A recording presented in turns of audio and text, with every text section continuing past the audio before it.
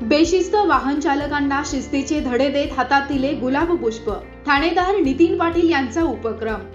जळगाव जामोद शहरामध्ये गेल्या काही महिन्यांपासून बेशिस्त वाहन चालक आपले वाहन रस्त्याच्या कडेला उभं न करता कोठेही रस्त्याच्या मधोमध आपले वाहन उभे करत असून इतरांना रहदारीस मोठा अडथळा निर्माण होतोय।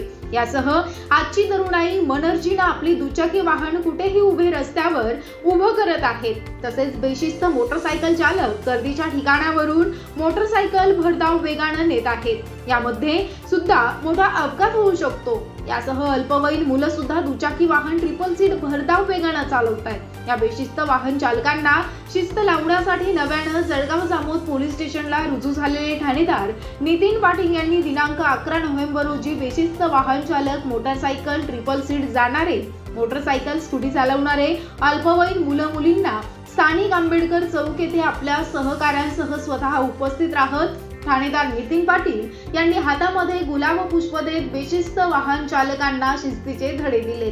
तसेच गुलाब पुष्प हातात दिल्यानंतर पुन्हा आढळल्यास कारवाईच्या संकेत दिले आहेत।